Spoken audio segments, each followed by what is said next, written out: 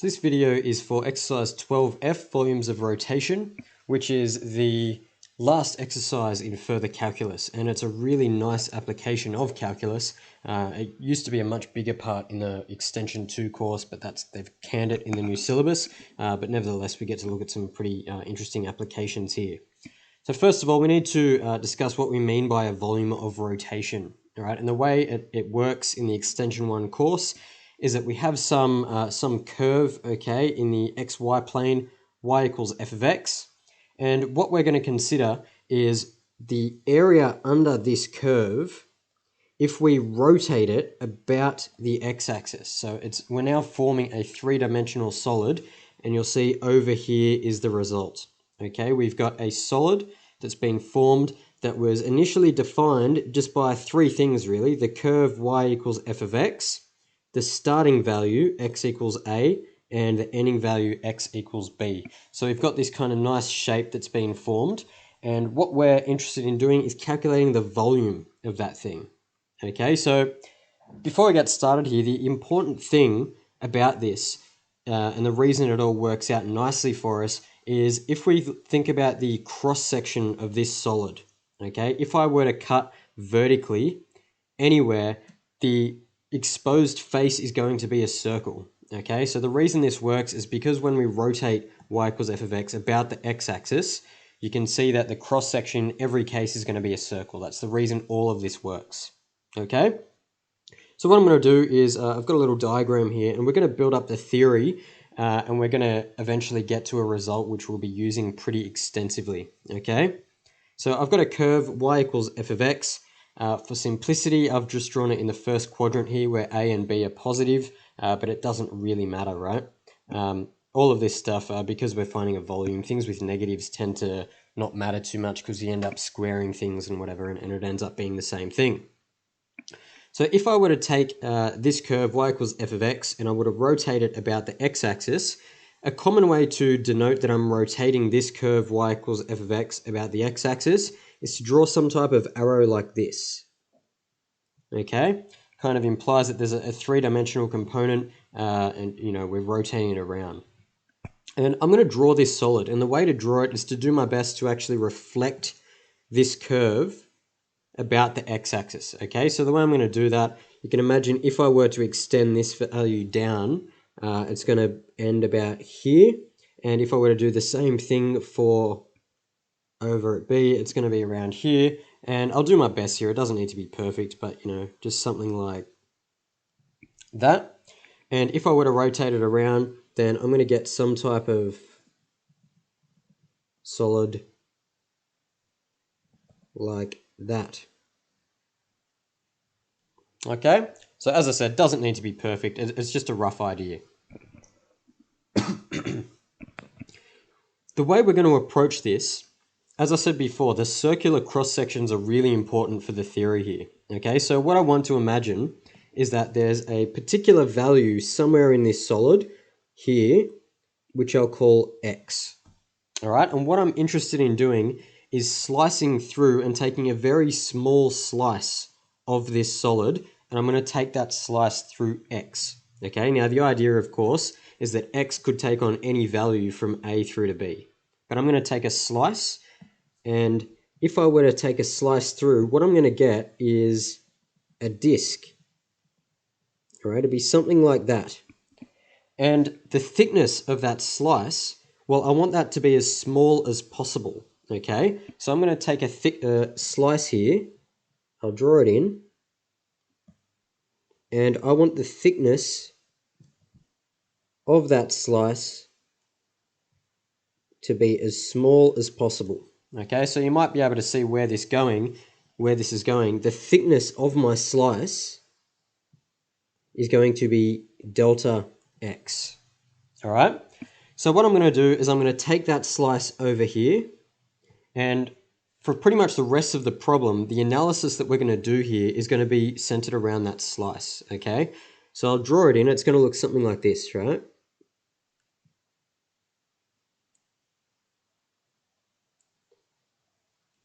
And we knew the thickness is delta x. All right, so that's the slice. And we want to find the volume of it, okay? Because the way I'm going to get the volume of the entire solid is by considering what the volume of this slice is, okay? Now, that slice, that's a cylinder, okay? So the volume, and because it's a little bit of the volume, I'm going to call it delta V. That's going to be pi r squared h, because it's a cylinder, right? But we can be a little bit more specific there, okay? The radius is the distance from x up to the curve, which is y, okay? The radius of the slice is y for that specific value of x. So delta V is pi y squared, and the height is the thickness of the slice, which was delta x, okay? So that's really important because we've now got the delta V, a very small part of the volume of the solid. Now, thinking about what we understand about calculus, we did this pretty much the same argument when we were thinking about how an area relates to an integral. We're taking the same idea here. The way to get the volume of the entire solid, all right, this entire solid here, is to not just take one slice, but take a bunch of slices, okay? So a whole bunch of slices here. I'm not going to be able to draw this, but you get the idea. We want to take a bunch of slices and add them all together, and we want those slices to be infinitely thin, okay? So really what we're doing is I'm going to be adding together an infinite number of delta V's for infinitely small delta X's. All right, we've done that before when we did the area under the curve, and the result is actually an integral. All right, so our X is varying, in this case, from A through to B. So our expression for the volume is that it's going to be an integral from A to B of pi y squared. And now that we've taken that limit, okay, when I've evaluated an integral, I'm essentially taking the limit as delta x approaches 0, and the way that we denote that is by writing dx. Okay, so I'm happy to discuss more about that later, that particular result, but that's the result that we're going to be using here. All right, the volume of a solid of revolution, where x is bounded from A to B, is going to be y squared, or pi y squared dx, okay? Where the function y equals f of x, or y if you like, is what's bounding this thing, okay? So let's actually do a problem here. In the Extension 2 course, we really used to emphasize the kind of theory here in building all of this up. But in the Extension 1 course, and it seems like the way we're going to be doing is really just kind of proving the result there and then pretty much just quoting it and using it, which kind of takes some of the fun out of it. I think that this, the beauty of this particular area is how nice this is and how the calculus that we've learned so far can be used so easily to calculate what's really a complicated solid. All right, so let's jump into a problem here.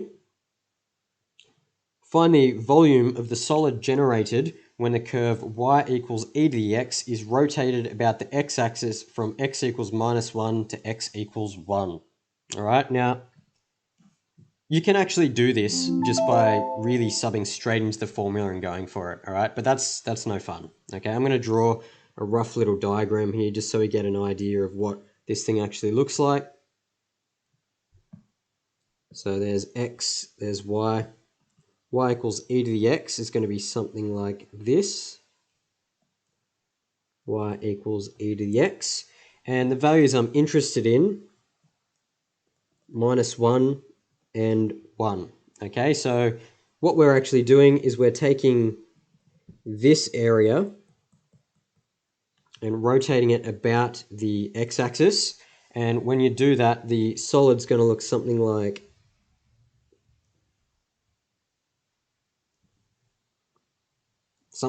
that, right?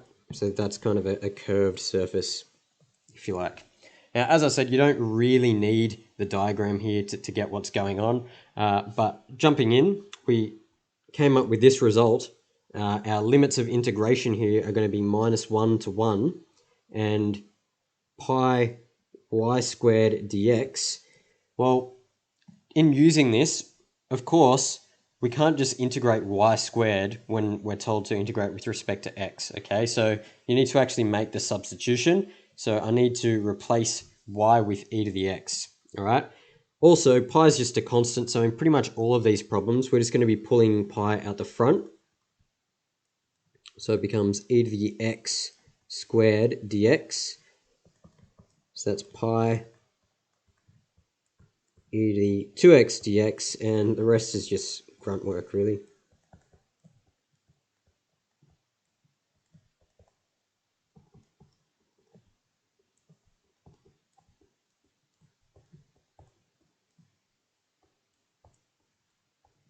Okay, so that's going to be it. You know, depends how you want this to look. I don't know.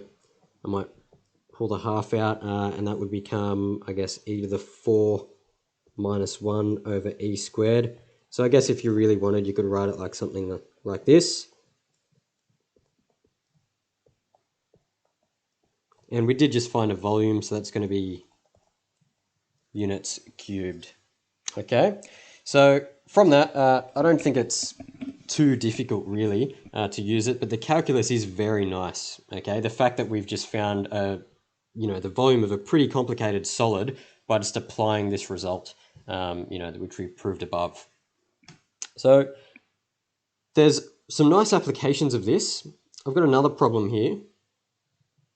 Use volumes of revolution to show that the volume of a right cone with radius r and perpendicular height h is v equals a third pi r squared h. Now, you might remember the trouble we went through a couple of years ago to prove the volume of a pyramid and the volume of a cone and that type of thing. Well, now that we've got calculus as a tool, it actually becomes so much easier. And you can tweak this a little bit and do the same thing for a pyramid, although obviously a pyramid isn't a volume of revolution, but there is a way to do it using calculus. So the first thing to think about here is, well, okay, how am I going to set up this problem? How can we envisage a cone as a volume of revolution?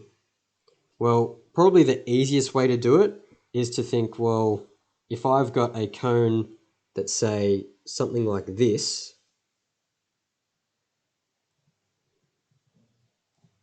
all right, probably the easiest approach here is going to be to go, okay, well,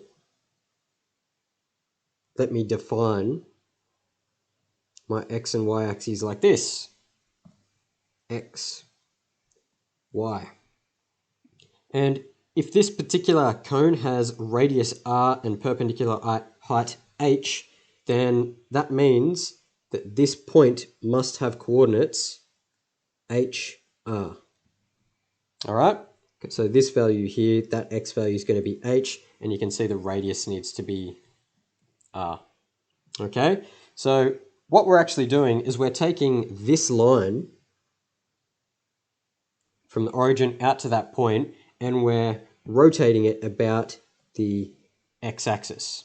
Okay, so what we need really is the equation of this line, and you can see it's going to have gradient r over h, so that must be the line y equals r over hx. Okay, so the volume of this solid of revolution, the limits of our integral, well, the solid starts here and ends here. So as far as x values go, that's from 0 to h. So we're going to be integrating from 0 to h, and my pi y squared dx, I'll slot that in, and y squared is going to be r over h, forgot my x,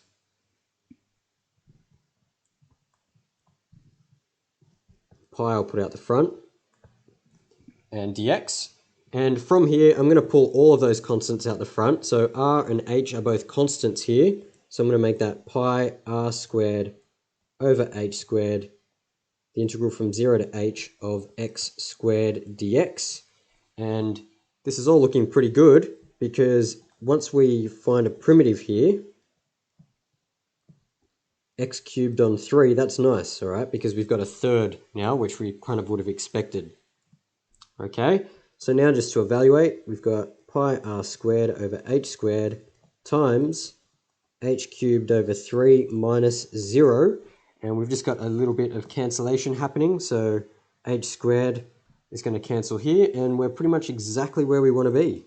We've got a third pi r squared h. All right, so think of how much work it was before to prove what the volume of a cone was without calculus, and look at that. We just did that, all right? I mean, assuming that we take that result as known, that is really not much work to prove a result that was so hard for us to do before. Moving on, we've got also, you know, that the last two problems we've dealt with, we've been rotating about the x-axis, okay? The syllabus states that we also need to be able to rotate about the y-axis. They're the two axes of rotation, x and y, okay? We don't need to worry about anything else. It's fancy. The old Extension 2 course, we did pretty much any vertical or horizontal line. Anything other than vertical or horizontal is a bit of a nightmare algebraically to try and wrap your head around. But yeah, for the Extension 1 course, our two axes of rotation are just the x-axis mainly, or also the y-axis. Okay, and the proof would be exactly the same. So I've just taken a screenshot here from the textbook and pasted it in just to go over it. I think it's pretty straightforward, all right? If you understand the previous proof, this one's going to be exactly the same. Okay, so before we were saying about the x-axis, volume was the integral from a to b pi y squared dx.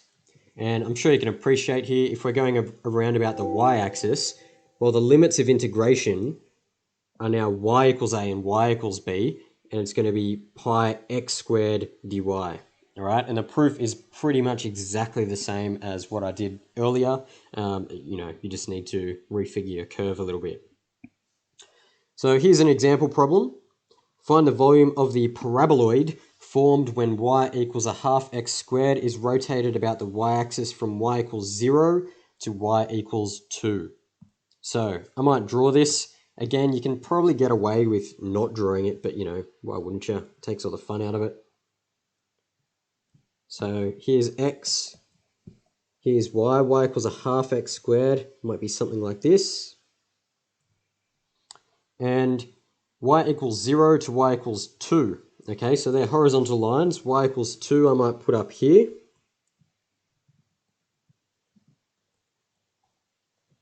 And we're rotating about the y-axis, right? So I'm going to draw in my diagram like this.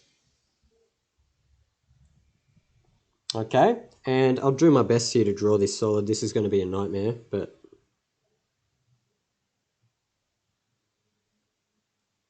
I might try and draw. Getting fancy here. Okay, so we actually saw that paraboloid. I think we covered that in one of the enrichment problems in Extension 2 vectors, right? But anyway, you know, not to worry. Wasn't too relevant. If you didn't get that far, you didn't miss anything. These values here are going to work out to be -2 and 2, and I'm going to put those in for a reason, and I want you to think about it, okay? Because we're rotating about the y-axis, the volume, as we said, is going to be, I'll just write it out, a to b pi x squared dy. Okay, we're rotating about the y-axis, so it's x squared dy. And the limits of the integral here, all right, always think the limits of my integration need to be along the direction that I'm integrating. So we're integrating along the y-axis here. So I'm integrating from 0 to 2, okay? So that would be a pretty common mistake, I think. People figure out that, oh, you know, it goes from -2 to 2, but the limits of integration aren't going to be -2 to 2 here because, of course, we're integrating with respect to y, so we want 0 up to 2. And we've got, oops, pi and x squared. You might need to do a little bit of rearranging. That's pretty straightforward, I think. X squared is going to equal 2y. So x squared becomes 2y dy, and I've got 2 pi as a constant. Integrating y gives y squared on 2, from 2 to 0. So I've got 2 pi times 2 squared over 2 minus 0. And when the dust settles on that, you've got 4 pi units cubed. And we're finished. Okay, so that's pretty straightforward, I think. Not too much to say about that example. yeah, integrating with respect to the y-axis, or rotating around the y-axis, I don't think it's not a big deal, right? It's the same as finding an area relative to the y-axis. I don't think it's harder. It's just different. Now, there's one more thing we want to consider. This was a pretty significant part of the Extension 2 course before, but having said that, don't feel that this is difficult. It's really not, okay? Volumes by subtraction. Okay, so the type of problem you might be dealing with would be, consider the solid of revolution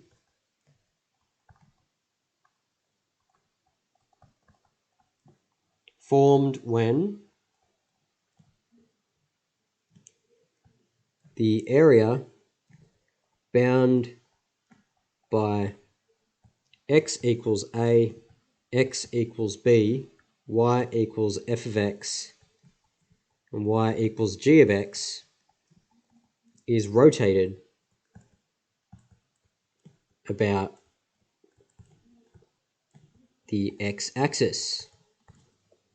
Okay, so if I go over to my diagram here, what we're saying is we're going to take this area bound here, and we're going to rotate that around the x-axis. Okay, now I'm going to do my best to draw this. I might actually get rid of those lines. I might put the axis of rotation arrow back in.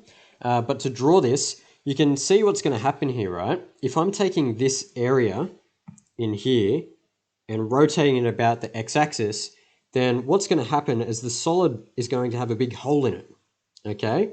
Because I'm not rotating this section underneath g of x, it's the section between that we're rotating. So that's going to mean our solid's got a big hole in it, okay? So I'll do my best here to draw it. Let's see how we go.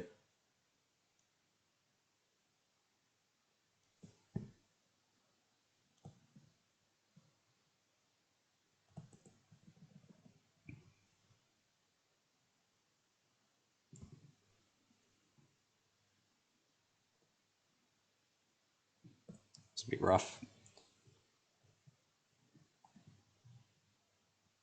All right, so there it is. We've got this kind of solid that's got a big hole in it. And again, I'm going to take the same approach here. You might just think, well, this is easy. I know how to do this, right? You could really just treat it as being a big volume minus a little volume. And that would work, right? That's perfectly fine. Okay, so what I might do, the whole volume here. So when I say the whole volume, I mean the volume under f of x, we might call that v2.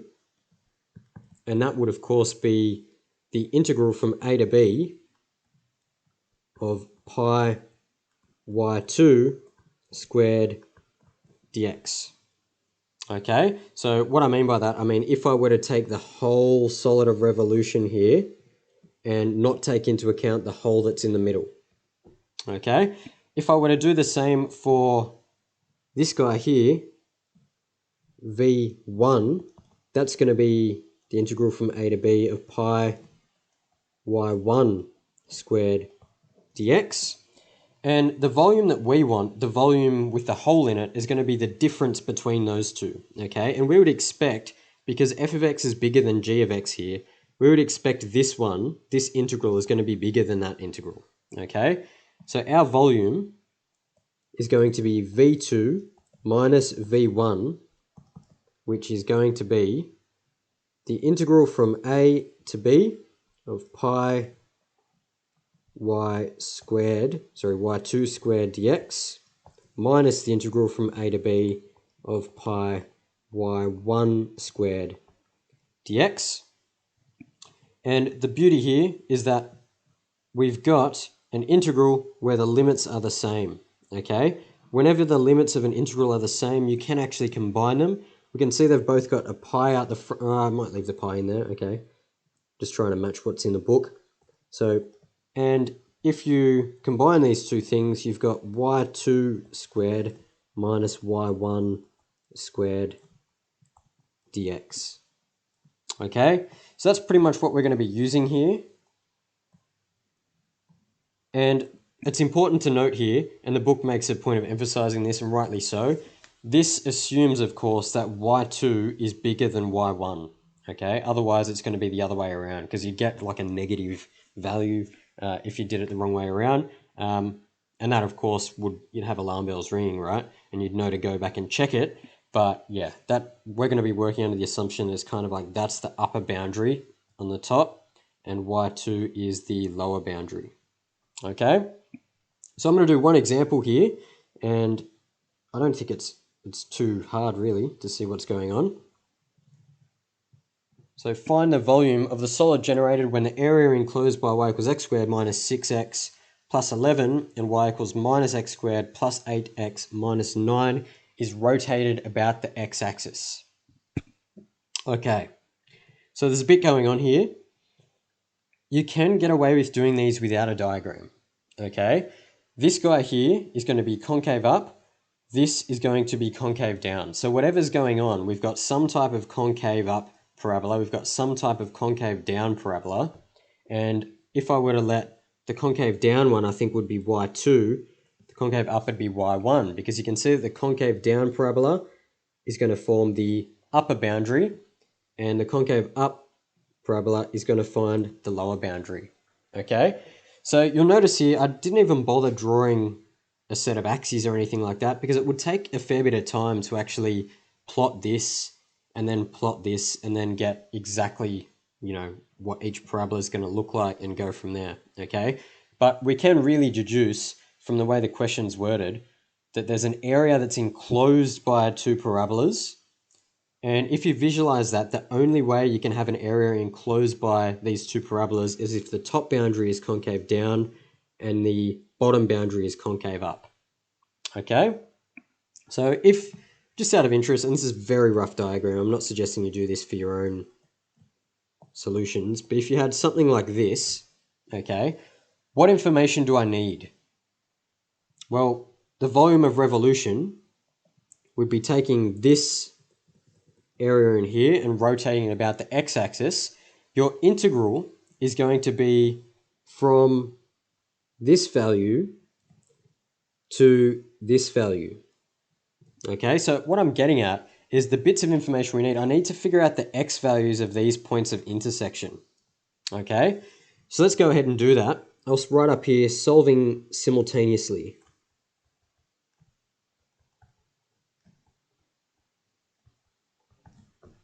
And if I just write out the first one, x squared minus 6x plus 11 equals minus x squared plus 8x minus 9. And moving it all to one side, we've got minus 2x squared minus 14x plus 20 equals 0. Divide by 2.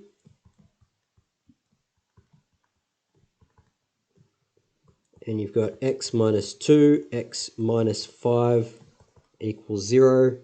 Therefore, x equals 2 or x equals 5. All right, so that's really what we wanted. So now we've got that that value happens to be 2 and that value happens to be 5. Okay, now I did say you can get around this whole problem without actually doing a diagram, but I couldn't help myself, so here it is. Okay, so this is a screenshot from GeoGebra where I've plotted what's actually happening. We're taking this area, rotating it around the x-axis here, and you can see the limits of integration are going to be 2 and 5. All right. You can also see the y values are going to span from 3 to 6 for those points, but that is certainly not what we want to be using here. Okay. As a matter of fact, the y values for this area that we're rotating would actually span from 2 to 7. Okay, but that's another story. So our volume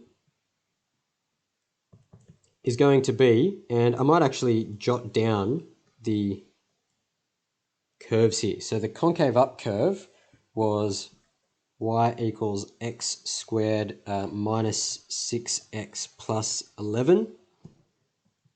And the concave down curve was y equals minus x squared plus 8x minus 9. And the important thing here is that we said before my upper curve, which is the concave down one, I was going to call that y2, and the lower one, so y2, and y1 for the lower boundary. Okay, so our volume is going to be the integral from 2 to 5 of pi, and we want y2 squared minus y1 squared dx. Now, that's a bit of a nightmare, right?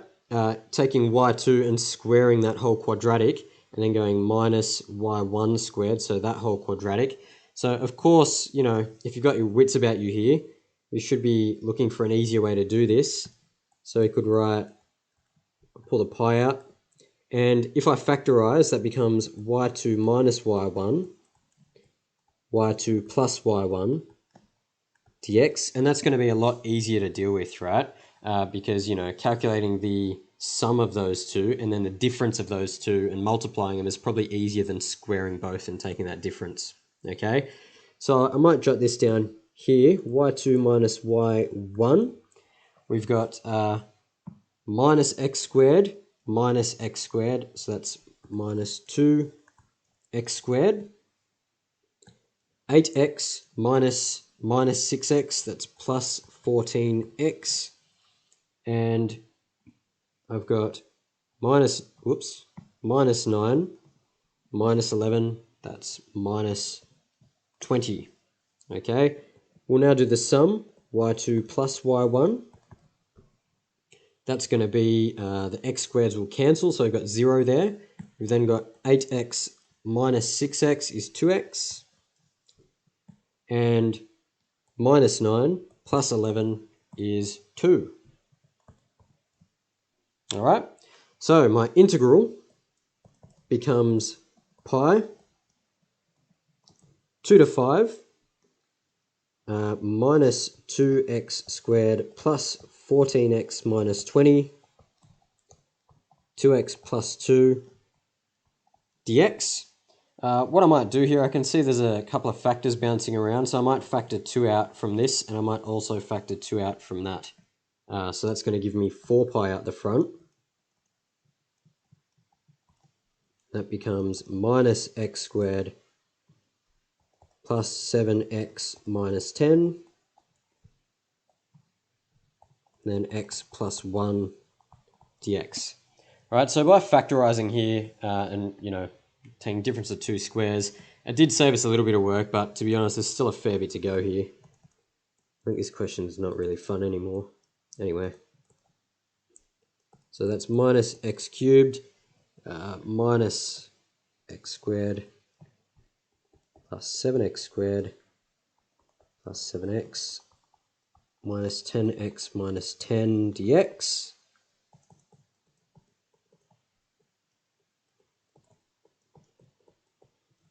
All right, what have I got? 6x squareds. I've got 3 x's, minus 3 x's, I should say.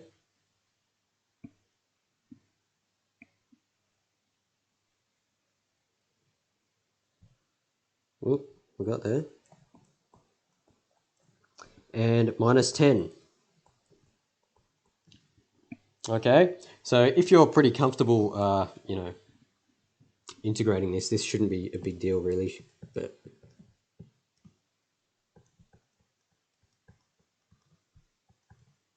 what's that? 2x cubed minus 3x squared over 2 minus 10x. All right, so now, yes, I do actually have to substitute all of that in. Good times ahead. 4 pi minus 5 to the 4 on 4 plus 2 times 5 cubed minus 3 times 5 squared over 2 minus 10 times 2 minus 2 to the 4 on 4 plus 2 times 2 cubed minus 3 times 2 squared on 2 minus 10 times 2. Okay, and here's an answer that I've prepared earlier. It's a bit of a nightmare, but believe it or not, all of that works out to be 81 on 4. So the 4's actually cancel, and your final result is going to be 81 pi units cubed. Okay, So pretty much, I wouldn't be messing around with that. Just get your calculator and smash that out. But that should work out to be 81 on 4. So our final answer, as I said, 81 pi units cubed. So that's pretty much it. It's an interesting little application of calculus that we've done. And yeah, that's pretty much it for this entire topic now. So we've used calculus in quite a few different ways.